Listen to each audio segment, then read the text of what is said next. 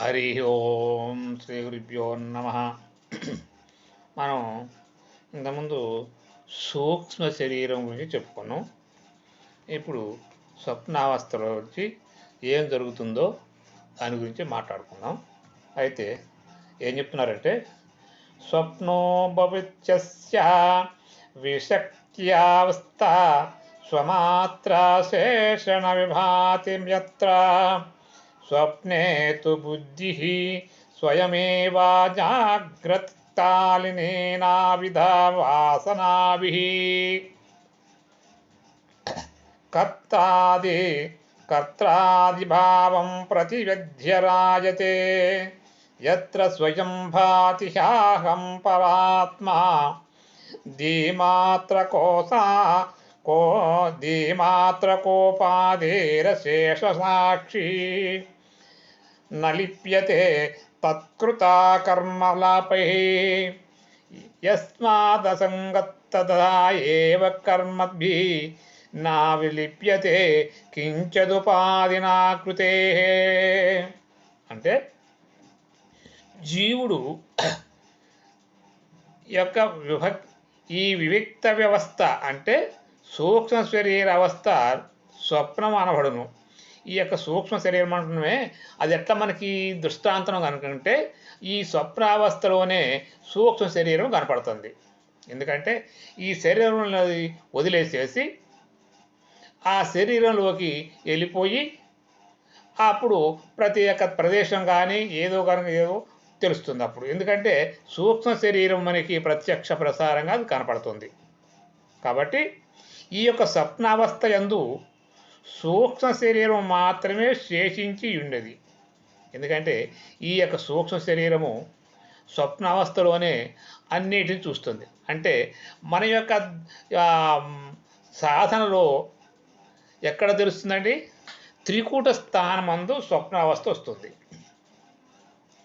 ఎందుకంటే మనం కళ్ళు మూసుకొని చేస్తూ ఉంటే అన్నీ ఒక్కొక్కటి ఆ స్వప్నావస్థలోకి అక్కడ తెలుస్తూ ఉంది అన్నీ.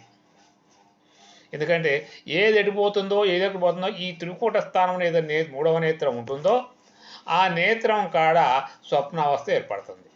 ప్రతి ఒక్కరు కూడా అక్కడుండే భవిష్యత్తు రాయగలిగే శక్తి అక్కడే ఉంటుంది. ప్రతి ఒక్క మహర్షులు మహాజ్ఞానులు కూడా ఆ పరమాత్మ స్వరూపం చూసేది జ్యోతి స్వరూపం చూస్తున్నారంటున్నారే, అది కూడా ఎక్కడ కనబడుతుంది? ఈ యొక్క త్రినేత్రం కాడ కనబడుతుంది. త్రినేత్రం అంటే ఎక్కడి నుంచి వచ్చిందంటే ఈ రెండు నేత్రాలు ఏకం చేసినప్పుడు ఆ మూడో నేత్రం తెరవబడుతుంది. అక్కడ ఈ ప్రపంచంతా కూడా అక్కడ కనిపిస్తుంది. మరి ఎక్కడ కనబడుతుందండి? ఉండేలా చూస్తున్నాం అంటే ఉండే చూస్తున్నాం, అందుకే స్వప్నావస్థ అన్నారు. ఈ శరీరం వదిలేసినప్పుడు ఈ 5 శరీరాలంటే 5 శరీరాల్లో ఒక శరీరం ఇక్కడ వదిలేసేసి 4 శరీరాలు తగిలించుకొని తిరుగుతూ ఉంది ప్రపంచం అంతా కూడా. కాబట్టి దాన్ని స్వప్నావస్థ అన్నారు. ఈ యొక్క సూక్ష్మ శరీరం మాత్రమే శేషించి ఉండి ప్రకాశించుండును. స్వప్నమందు బుద్ధి జాగ్రత్త అవస్థ యందు అనుభవించిన ఏదైతే ఉంటుందో అక్కడ బుద్ధి ఉంటుందండి. అక్కడ ఏది తక్కువ ఉంటుంది? జ్ఞానం ఉంటుంది. బుద్ధి దేని మీద చూపిస్తుందో అక్కడ అది చూపిస్తుంది. అక్కడ రజోగుణం ఉంటుంది. అక్కడ అందుట్లో కూడా ఏదైతే తెలియకుండా ఉంటుందో అక్కడ కోపం వచ్చినప్పుడు దన్నమాట వాడిని కొట్టడం కానీ ఇతర వ్యక్తిని తగులు పెట్టుకోవడం కానీ కనిపిస్తుంది. అంటే మనం ఏ స్థితిలో ఉంటున్నామో అక్కడ ఆ స్థితి కనిపిస్తుంది. మనం ఏదైతే కోరిక పెట్టుకుంటున్నామో ఆ కోరిక స్వప్నావస్థలో కనిపిస్తుంది కదా. ఎందుకంటే స్వప్నావస్థలు అదే నేను కలగన్నానే ఇలా నేను మొన్న వచ్చినట్టు నాకు కళ వచ్చింది. ఆ కళలో కూడా అతన్ని చూశాను, నేను అతను కొట్టాను, లేదంటే ఆయన నన్ను తిట్టాడు, ఆయన నన్ను కొట్టాడు అని. అందుకే భావత్ కృష్ణేశ్వర వారు ఏమన్నారంటే కందార్థంలో చెప్పారండి. కందార్థంలో ఒక ఏమన్నారంటే ఆ యొక్క ఒక భిక్షగాడు పోయి అడవిలో ఒక చెట్టు కింద పడుకున్నాడట. చెట్టు కింద పడుకుంటే అతనికి ఒక స్వప్నం వచ్చింది. అతను లేచి స్వప్నంలో ఏం కలగన్నాడంటే ఓ రాజు అయినట్టు, ఆ రాజు బ్రహ్మాండంగా రాజ్య పరిపాలన చేస్తున్నాడు. చేసుకుంటూ కొంతకాలం అయినప్పటికీ ఆయన ఇంద్రభవనంలో ఉన్నాడు. రాణులతో చక్కగా ఉన్నాడు రాజు. రాజు ఉన్న తర్వాత కొంతకాలానికి ఆ రాజ్యాన్ని మీదికి పరాయి రాజులు యుద్ధానికి వచ్చారు. యుద్ధానికి వచ్చినప్పుడు ఈ రాజు ఏం చేశాడంటే, అరే పండి అని చెప్పని ఆ యుద్ధానికి పోయినప్పుడు యుద్ధంలో ఈయన ఓడిపోయాడు. అటుపోండి ఇటుపోండి అన్నాడు అనుకుంటా ఆ పడుకున్న చెట్టు కింద పడుకున్నప్పుడు ఏదైతే కలగన్నాడో అది మేలుకు వచ్చింది అన్నమాట. ఎందుకంటే రాజ్యాధిపతి ఆ రాజ్యం రాజులు వచ్చేసి మీది యుద్ధానికి వచ్చేసరికి యుద్ధం చేసుకుని ట్రప్ అంటారా ఈయనకి ఆ స్వప్నం పోయింది, మేలుకు వచ్చింది. మేలుకు వచ్చేవరికి రాజ్యం లేదు, రాజుగాడు ఆయన భిక్షాటనెత్తిన ఆ పళ్ళ ప్లేటు మాత్రమే ఉన్నది. యథాప్రకారంగా ఉండిపోయాడు. స్వప్నం అంటే ఎలాంటి స్వప్నాలు కన్నాడో చూడండి. అందుకే ఈ యొక్క స్వప్న అవస్థలో సూక్ష్మ శరీరంతో రాజ్య పరిపాలన చేయొచ్చు, రాజుగా ఉన్నాడు భిక్షాటన చేసినట్టు రావచ్చు. ఎందుకంటే ఈ యొక్క స్వప్న అవస్థ ఎక్కడికెక్కడికో పోతుంది. అవన్నీ నిజమా అంటే నిజం కాదు. ఈ స్వప్న అవస్థలు ఎత్తక వచ్చినా కూడా మనం నిజమని చెప్పుకోవడం కాదు. ఎందుకంటే అది పొయ్యేటిదే. స్వప్నం ఎట్లా పొయ్యేటిదో ఈ యొక్క మేలుకులో ఉన్నప్పుడు స్వప్నం కూడా, జాగ్రత్త అవస్థలో ఉన్న స్వప్నం కూడా పొయ్యేటిది. ఈ రెండు కూడా ఉండే కావని చెప్పని ఈ జాగ్రత్త అవస్థ అనుభవించిన విషయముల యొక్క నానా ప్రకార సంస్కారముల వలచే కర్తృత్వాదిక భావములను చెంది స్వయముగా ప్రకాశించును. ఏదైతే మనం జాగ్రత్త అవస్థలో మనం తెలుసుకుంటున్నామో ఆ జాగ్రత్త అవస్థలో ఎన్నో చేస్తున్నాం, ఆ యొక్క స్వప్నావస్థలో కూడా ఎన్నో చేస్తున్నాం. మనతో పాటు వస్తున్నాయా?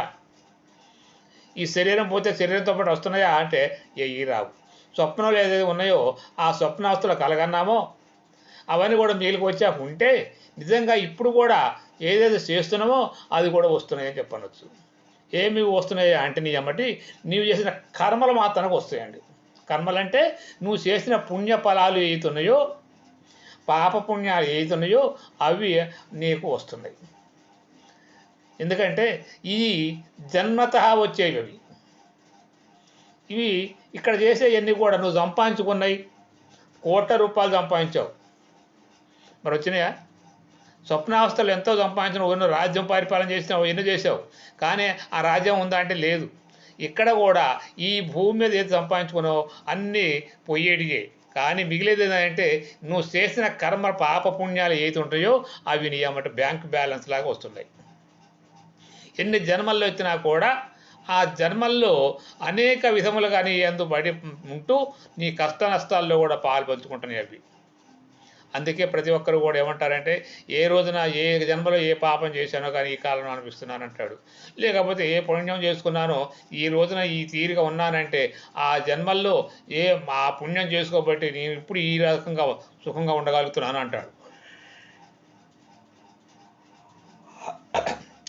కాబట్టి ప్రతి ఒక్కరు కూడా ఈ యొక్క జీవితం ఉన్నంత కాలం కూడా సద్గురు ధ్యానము చేసుకుంటూ సత్సంగం చేసుకుంటూ సాధనాయుక్తుండై జన్మలు కూడా మళ్ళీ ఒకవేళ ఈ యొక్క జన్మలోనే కడతేరే శక్తి నీకు రాలేకదనుకోండి, మళ్ళీ ఒక జన్మలో కూడా ఎక్కడి నుంచి నువ్వు మంచి చేసుకున్నావో ఆ నుంచే ప్రదర్శిస్తున్నావు. ఇప్పుడు బ్యాంకులో 10,000 వేసావనుకోండి, అలా ఉండిపోయినాయి. మళ్ళీ ఏం చేస్తున్నావు? మళ్ళీ 10,000 అవసరం కాదు, మళ్ళీ వేస్తే 10,000 కానీ 20,000 అవుతాయి. మళ్ళీ ఫస్ట్ నుంచి 10,000 వస్తాయంటే అక్కడ ఉన్న అమౌంట్ ఉంది కాబట్టి నీకు ఆ అమౌంట్ నుంచే స్టార్ట్ అవుతుంది. అలాగనే నీవేదో మంచి చేసుకున్నావో, మంచి కర్మ చేస్తే ఆ మంచి అక్కడి నుంచి మళ్ళీ జన్మలోకి వచ్చినప్పుడు మళ్ళీ స్టార్ట్ అవుతుంది, మంచి కర్మ చేయగలుగుతున్నావు. లేదనుకోండి మంచి చేయలేదు, ఆ పాపకర్మలు చేస్తావు, మళ్ళీ పాపాన్ని పుట్టిన కాడి నుంచి ఆ జన్మలోకి వస్తూనే ఉంటాయి అక్కడి నుంచి. ఎందుకంటే మనం చేసిన కర్మలు ఏదైతే ఉన్నాయో అంతవరకు వస్తున్నాయి. ఇంతకుముందు మనం ఒకసారి చెప్పుకున్నామండి, వశిష్ఠ గీతలో మా రాజు తపస్సు చేస్తే ఆ యొక్క దేవేంద్రుడు అతనికి వచ్చినప్పుడు ఆ దేవేంద్రుడిని అడిగితే ఏం చెప్పాడు? నీవే జన్మలో ఎంత పుణ్యం చేసుకుంటావో ఇక్కడి నుంచి అంతవరకు నువ్వు ఇక్కడ స్వర్గలోకంలో ఉంటావు. తర్వాత ఆ పుణ్యం క్షీణించిన తర్వాత ఈ యొక్క పర్వతం నుంచి కింద డొల్లేస్తే ఎంతలో పాతాళోకం పోతావో అంత లోకానికి పోతావు అన్నాడు. మనం చెప్పుకున్నాం కదండి అది. కాబట్టి అలాగనే ఎప్పుడు కూడా మనం చేసిన కర్మలు మరి అమ్మటి నాకు వస్తుంటాయి కాబట్టి మంచి కర్మలు చేసుకుంటూ సత్సాంగత్యం చేసుకుంటూ ఆ యొక్క సాంగత్యాన్ని ఎప్పుడు కూడా విడవద్దండి. సాంగత్యం దేనికి సాంగత్యం అండి? ఆ యొక్క పరమాత్మ ఆత్మ సాంగత్యం, ఆత్మతోని కలియక సాంగత్యం దగ్గర చేరుట. దాని దగ్గరకు చేరుకుంటూ పోతూ ఎప్పుడు కూడా ఆ యొక్క ధ్యానం కానివ్వండి, మాట కానివ్వండి, వేది చేసినా కూడా దానికి సాంగత్యంగా ఉన్నట్టయితే సత్సాంగత్యం, ఆ సాంగత్యం ఉన్నట్టయితే 24 గంటలు కూడా దాంట్లో ఉండాలి. ఎందుకంటే నాసులోకి రాయి వేస్తూ ఉంటేనే ఆ నాసు తొలుగుతూ ఉంది. ఆ నాసుల మీద రాయి వేయలేదనుకోండి అది తొలగదు, మళ్ళీ కమ్మేస్తుంది. అలాగనే మనసుకి ఎన్నైతే మనం చేస్తుంటామో అంత పుణ్యం కలుగుతుంది. మరి పుణ్యం ఒకటి వస్తే మరి జన్మ కడతేరదండి? కడతేరదండి. కానీ మళ్ళీ జన్మ వచ్చినప్పుడు ఆ జన్మలో నీకు మానవ జన్మ రావడానికి అవకాశాలు ఉన్నాయి. మరి మళ్ళీ ఇంకా జన్మ రాకుండా చేసుకోవాలంటే ఒక సద్గురు దగ్గర చేరి ఆ సద్గురికి ద్వాదశి శుశ్రూషలు చేయాలి. ద్వాదశి శుశ్రూషలు చేసినట్టయితే ఆ గురువు గారు మనకి మళ్ళీ జన్మ రాని స్థితి ఏదుంటుందో ఆయన బోధిస్తున్నాడు. అందుకోసమే శ్రీకృష్ణ పరమాత్ముడు కూడా ఆ సాందీపుల వారి దగ్గర గురువు గారి దగ్గర 12 సంవత్సరాలు సేవ చేశాడు ఆయన. ఆ మహానుభావుడు కదండి. మరి ఆయన సేవ చేశాడు కదండి. పెద్దలు కూడా ప్రతి ఒక్క సాధు సాంగత్యులు పురుషులు మహాపురుషులు అందరూ కూడా గురుసేవ చేయకుండా ఏది లేదండి. గురువు అనే నామం ఎంత గొప్పదో అంత గొప్పదది. అందుకే మన గురుగీతలో చెప్తాడు పరమేశ్వరుడు ఏమన్నా, పార్వతి ఎవరైతే బ్రహ్మ విష్ణు మహేశ్వరులు కూడా శపించినా కూడా ఆ గురువు దాని శాపాన్ని విముక్తి చేయగలడు. కానీ ఆ గురువు జన శపించినట్టయితే ఎవరి వల్ల కాదు తీయటం అన్నాడు. ఎంత గొప్పవాడండి గురువు అంటే? అంత గొప్పవాడు మహానుభావుడు. కాబట్టి ఆ గురువుకి సేవ చేయటం అనేది ఎంత గొప్ప విశేషం అండి. ఆ విశేషాన్ని అంత గొప్పదో అందుకే గురుగీతలో ఎందుకు చెప్పాడంటే ఆ గురుసేవ తత్వం ఎట్లా చేయాలో అనుకునే విషయం కూడా ఆ గురుగీతలో చెప్పాడు మహానుభావుడు. పరమేశ్వరుడే పార్వతీదేవి చెప్పాడు. మరి ఆ పార్వతీదేవి ఆమె యొక్క భర్తే కదండి పరమేశ్వరుడు. అయినప్పుడు కూడా ఎలా కోరుకుంది ఆమె? శిష్యుడు లెక్క పాదాలకి శిరసాష్టాంగ దండ ప్రమాణం ఆచరించి ఆ అమ్మ దీనదయాళుతో అడిగింది. మరి గురువుగారిని ఎలా అడగాలని కూడా చూపించాడు కదండి మనకి. ఎప్పుడు కూడా గురువుని ఆయన దయ కలగటానికి ఆ యొక్క సద్గురు దగ్గర పాదాభివందనాలు చేసి శిరసాష్టాంగ దండ ప్రమాణాలు ఆశించారన్నాడు. ఫస్ట్ ఆచరిస్తే అప్పుడు ఆ గురువుగారికి మనకి దయ కలుగుతుంది. కాబట్టి ఎప్పుడు కూడా గురుధ్యానం చేసుకున్న వాడికి ఈ యొక్క ఎలా ఉంటుందంటే అండి, ఈ స్వప్నావస్థలో కానీ జాగ్రత్త అవస్థలో కానీ మనకు మిగిలేది అది ఒకటే. కాబట్టి ఉపాధి అన్నాడు. ఉపాధి కృతకర్మలను దాగబడు. ఏదైతే ఉపాధి అంటే గత జన్మలో చేసుకుని ఏదైతే ఉన్నాయో అక్కడ దాగబడి ఉంటాయి అక్కడ. కాబట్టి ఈ హేతు వలన ఆత్మ అసంగుడుగా ఉపాధి. ఆ యొక్క ఉపాధి ఎంత మనం చేసుకుంటామో గట్టిగా పునాది ఉండాలండి. ఇల్లు కడుతున్నాం మనం. ఇల్లు కడతంటే పునాది ఎంత గట్టిగా ఉండాలి? కాంక్రీట్ వేసి మరి రాడ్లు వేసి అన్నీ వేస్తేనే అంత ఎత్తు మనం ఇల్లు కట్టుకోగలుగుతున్నాం. ఆ పునాది ఆగుతుంది. అందుకే పునాది కరెక్ట్గా ఉందా, వేసినవా, కాంక్రీట్ చేసినవా అడుగుతారు. ఎందుకంటే పునాది ముఖ్యం. ఆ పునాది ఎంత కరెక్ట్గా ఉందో ఇల్లు అంత నిలబడుతుంది. అలాగనే ఈ యొక్క సత్సాంగత్యం కూడా ఏంటంటే ఉపాధి కృతం ఉండాలి. ఎందుకంటే ఉపాధి కర్మలు దాగబడటం వల్ల ఆ ఉపాధి కర్మలు ఏది ఉన్నాయి, మంచి కర్మలు కావచ్చు అండి, చెడు కర్మలు అక్కడ దాగబడి ఉంటున్నాయి. అది ఎక్కువగా ఈ హేతు వలన ఆత్మ అసంగుడు కాగలడు. ఎందుకంటే మనం ఉపాధి చేసుకుని మంచి చేసుకుంటే ఆత్మ మనసు బాగుంటుంది. ఆత్మ బాగున్నప్పుడు జీవుడు మరి కర్మలను తీసుకోకుండా ఉంటాడనమాట. అంటే మనం ఆత్మ దర్శనం కావాలని భగవద్గీతలో కూడా శ్రీకృష్ణ పరమాత్ముడు ఆత్మ సాక్షాత్కారం కావాలి అన్నాడు. ఎందుకంటే ఆత్మ సాక్షాత్కారం చేసుకున్న వాడికి మళ్ళీ చెడు చేసే ఆలోచన రాదు. దాని మీద ఉండిపోతారు కదా. ఆత్మ ఎలా ఉంటుందని అదాన్ని పట్టించుకుంటుందా? ఇది నా వస్తువు నీ వస్తువు అని చెప్పి అంటుంది అది లేదు. కానీ ఆత్మ ఎప్పుడు కూడా నిన్ను రమ్మని పిలవదు, రావద్దు అని పిలవదు. ఎందుకంటే అది దానికి రూపం లేదు, నామం లేదు, అరచేయడం లేదు, మాట్లాడటం లేదు, చేసేయట్లేదు. ఆత్మ కూడా ఏమీ లేదండి. కాటప్పుడు నువ్వేం చేస్తున్నావు అంటే దర్శనం చేసుకోవాలి. ప్రతి ఒక్క జీవరాశిలో కూడా ఆత్మ దర్శనం చేసుకున్నవాడు ఇది ఆత్మ నేను అనే ఒక జ్ఞానం కలిగినప్పుడు నీకు ఆ దర్శనం అయినప్పుడు నీకు ఏ అంటకుండా ఉంటున్నాయి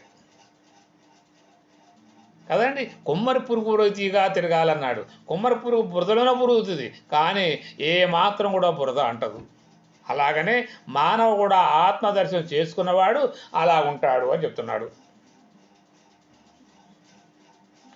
బుద్ధికృత కర్మ లేశముచే నంత మాత్రం లిప్తుడు కాడు.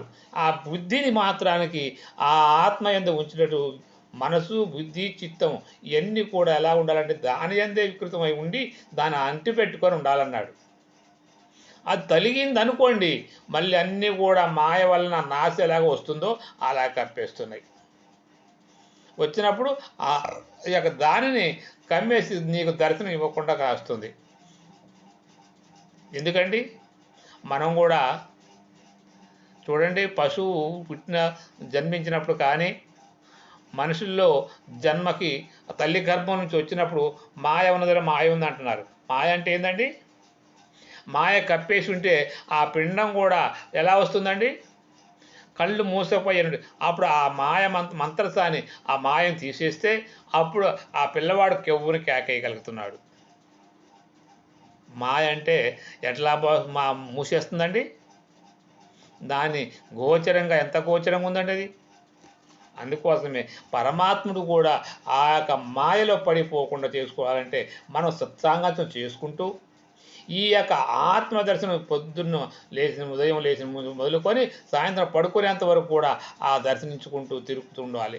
ఏ కర్మలు చేయండి, ఏ పనులు చేయండి, ఎవరితో మాట్లాడండి, దాన్ని అంటిపెట్టుకొని ఉండాలన్నాడు. ఎలాగండి?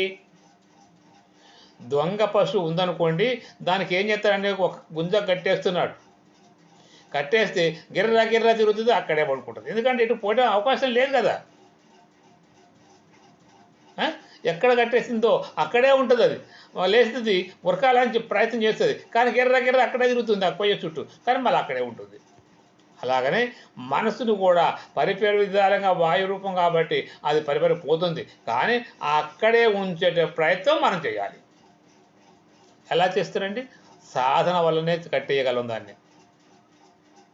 సాధన వలన కట్టేయవరు. ఆ యొక్క ఆత్మసాక్షాత్కారం ఎవరికైతే అవుతుందో ఆ యొక్క కట్టేసి నిలబంధనగా ఎలా ఉంచుతున్నాడో వాళ్ళకే తెలుస్తుందండి. కాబట్టి ఎప్పుడు కూడా ఆ ఆత్మదర్శనం చేసుకుంటూ కట్టేసి వచ్చి ఉండాలి. మళ్ళీ ఏం చెప్పాడంటే సర్వయాపృతీకరణం లింగమిదం స్యాచ్యుతాదాత్మనః పుంసం వ్యాస్య వాస్యాదికామివస్తమైతైవాయ ఆవాత్మ భవత్యా సాంగోయమం. వడ్రంగి బాడిస మొదలగు పనిముట్ల వలె చిదాత్మ అంటే ప్రత్యేగాత్మకు దర్శన శ్రవణాది సర్వవ్యాపారములందును లింగ శరీరమును సాధన కనుక జీవసాక్షి యగు ఆత్మసాసంగుడు. అంటే వడ్రంగి బాడిస మొదలగు పనిముట్లుంటాయే, ఆ పనిముట్ల వలనే ఒక కర్రను తీసుకొచ్చేసి వాటిని ఏదైనా వస్తువు తయారు చేస్తున్నాడు. వడ్రంగి ఏం చేస్తున్నాడండి? బాడిస లేకుండా ఏ పనిముట్టు చేయలేడు. ఎందుకంటే అది మొదట ఆయుధం. ఆ ఆయుధం మొదలగు పనిముట్లు లేకపోతే ఏం చేస్తాడండి ఆయన? కాబట్టి ఆత్మకు దర్శన ప్రభావం ఎప్పుడైతే ఈ యొక్క జీవుడికి ఆత్మ దర్శనం అవుతుందో అది వ్యాపారములందు లింగ శరీర సాధనం కనుక ఆ ఆత్మ ఎప్పుడు కూడా ఎలా ఉంటుందండి? లింగ శరీరము అన్నాడు. లింగ శరీరం అంటే ఏంటండి? స్వప్నావస్థ చూస్తే జాగ్రత్త అవస్థ, స్వప్నావస్థ, కారణ అవస్థ. కారణ మహాకారణం. కారణం కాడకు వచ్చే లింగ శరీరం వస్తుంది. శరీరం ఉంటుంది, దానికి కూడా. కానీ అది లింగ శరీరం ఒకగా కనిపిస్తుంది. మహాకారణం కాడికి పోయినప్పుడే ఈ శరీరాన్ని వెళ్ళిపోతుంది, పరమాత్మ ఒక్కటే నిలబడి ఉంటుంది. ఎలా తెలుస్తుందేనండి మరి? మరి మీరు అంటున్నారు కదా, ఎన్ని శరీరాలు ఉన్నాయి అంటున్నారు కదా, మరి దాన్ని చూసేది ఎలాగా మనం అనుకోవచ్చు. అంటే ఈ యొక్క కారణ శరీరం కనిపిస్తుంది, సూక్ష్మ జాగ్రత్త అవస్థలో మనం చూస్తున్నాం, ఈ శరీరం కనపడుతుంది. సూక్ష్మ శరీరం స్వప్న అవస్థలో కనపడుతుంది. మరి స్వప్న అవస్థ దాటిన తర్వాత కారణ శరీరం పేరుకి శరీరం కనపడదు కదండి. అంటే కనిపించదు, కానీ తెలుస్తుంది అక్కడ. ఎందుకంటే జ్ఞాత మనసు అనేది ఒకటి ఉంటుంది అక్కడ. ఎందుకంటే నేను పరమాత్మ స్వరూపాన్ని చూశాను కానీ చెప్పలేదు. ఎక్కడికి వెళ్ళాకంటే ఈ యొక్క షట్శాస్త్రాత్మక ఇవన్నీ కూడా దాటుకుంటూ పోయిన తర్వాత త్రికూట స్థానం కాడికి పోయిన తర్వాత ఆడేం కనపడుతుందంటే వెలుతురు కనిపిస్తుంది, స్వప్న అవస్థ చూస్తున్నావు. అక్కడి నుంచి పైకి దాటావనుకోండి, ఆడికి వెళ్ళిన తర్వాత ధ్వనులు వినపడుతున్నాయి కానీ పరమాత్మ కనిపించట్లేదు, నీకేం తెలియట్లేదు. అక్కడ అన్ని ధ్వనులు శబ్దం వినొస్తుంది, వింటున్నావు నువ్వు, అక్కడ నీ ఉండి వింటున్నావు. అక్కడ తుర్యావస్థలో ఉంటున్నావు, అక్కడ ఉంటున్నావు కానీ వింటున్నావు. బయటకు వచ్చినాక నేను ఏంటిది విన్నాను అని కూడా జ్ఞాత లేకుండా అయిపోతుంది. అదే తుర్యావస్థ కానించి పోయిన తర్వాత తుర్యాతీత అవస్థ పోయిన కూడా మహాకారణ శరీరం అంటారు అక్కడ, దాని లింగ శరీరం అంటారు. ఆ లింగ శరీరంలో పోయినప్పుడు ఏం కనపడుతుంది నీకు? కనిపించినా కూడా నువ్వేం చూస్తున్నావు. ఉండి చూసింది ఏ పొద్దు తలవపోకు తండ్రి నా పాప నా కోణ అన్నాడు భాగవత కృష్ణేశ్వరు. ఎందుకంటే అక్కడ చూసింది ఏముందో నీకు తెలియదు, బయటకు వచ్చాక చెప్పలేవు. అక్కడ చూస్తుంది నువ్వు చూసినావు అనుకో, నువ్వు ఉన్నట్టే కదా, నువ్వు లేకుండా పోవాలి అక్కడ. అది తుర్యాతీతము అన్నాడు. అక్కడ ఏం అనుభవించావో అది నీకే తిన్న తర్వాత చెప్పలేవు కానీ తెలుస్తుంది. కాబట్టి అది అవస్థ అని చెప్తున్నారు. అందుకే వడ్రంగి ఆ ఆత్మకి సంబంధంగా ఉన్నప్పుడు ఈ ఆత్మ అన్ని చేసుకుంటూ పోతుంది అని చెప్తున్నాడు ఇక్కడ. దానికి ఆధారంగా పట్టుకొని పోవాలి పైనుంచి. ఇక్కడి నుంచి పోయినప్పుడు జీవుడితోనే వెళ్ళిపోతాను. ఆత్మ దర్శనం చేసుకున్నాం అనుకోండి, ఈ జీవుడు ఇక్కడ ఆగిపోతుంది, కానీ ఆత్మ ఒకటే పోతుంది పైకి. ఆత్మ పోయినప్పుడు నీకు ఏం కనపడుతుంది? ఆ యొక్క పరమాత్మ స్వరూపం కనపడుతుంది కానీ నువ్వేం చెప్పలేకుండా పోతున్నావు, వింటున్నావు కానీ నీకేం తెలియదు. అదే కొంచెం దాటేవనుకోండి, అసలు నువ్వే లేవు, ఏం చెప్పగలుగుతావు?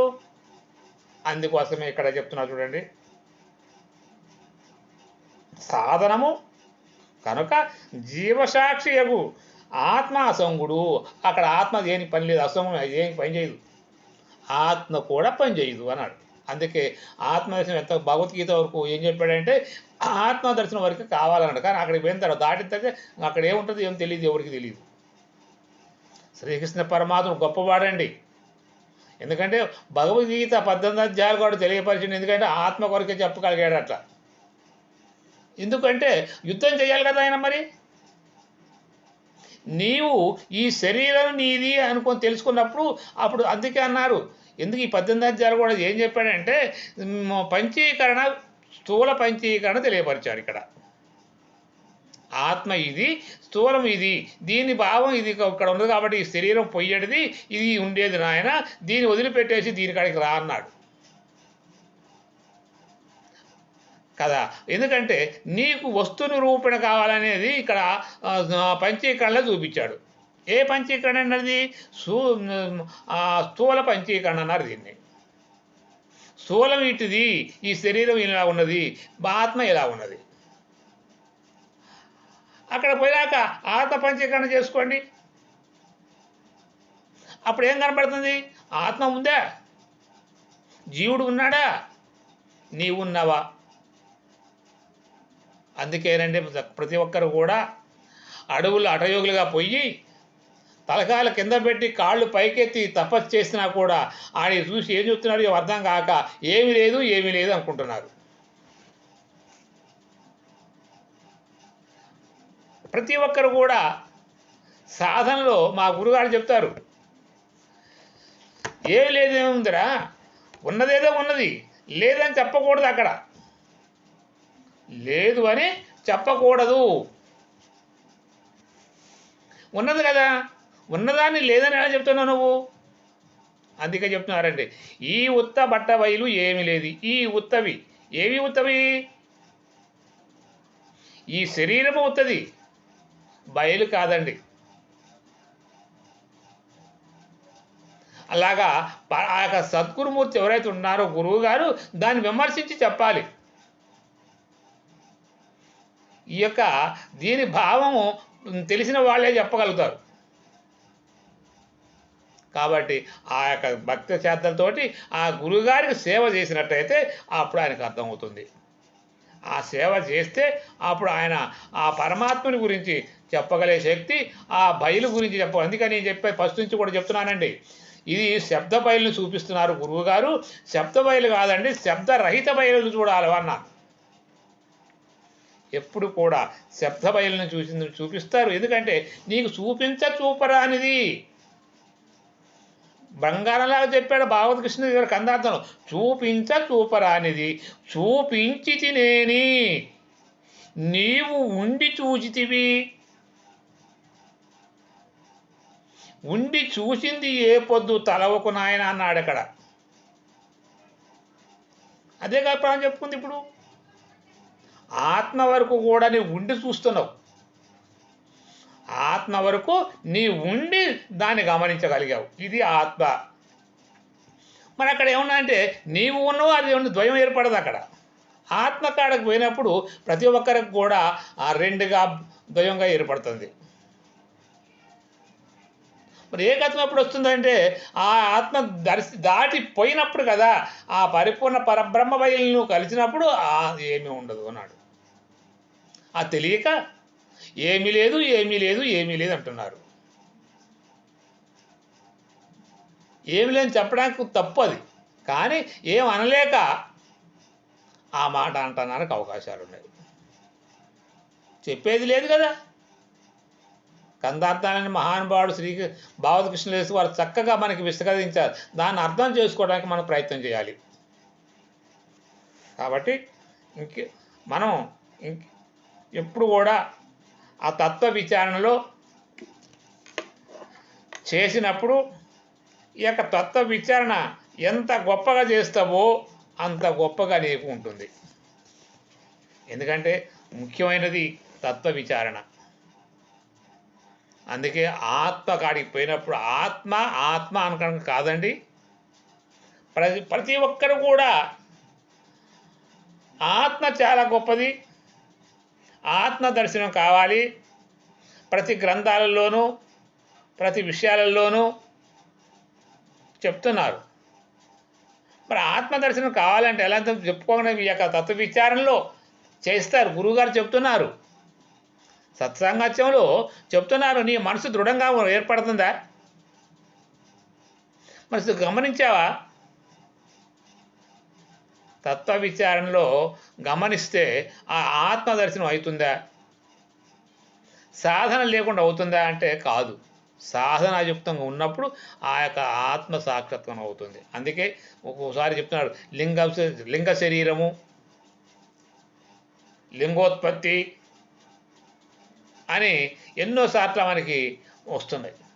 గ్రంథాల్లో అనుభవం మీద చెప్పేవాళ్ళు మనం చదివినంత మాత్రం అనుభవం వస్తుందని కాదండి. గ్రంథాలు చదివితే అనుభవం రాదు. శాస్త్రదుఖ్యం మనోనిక్షయం ఎలా కలుగుతుంది? ఎలా కలుగుతుందంటే సాధనయుక్తంగా కలుగుతుంది. మొన్న ఒక గురువుగారు చెప్పారు,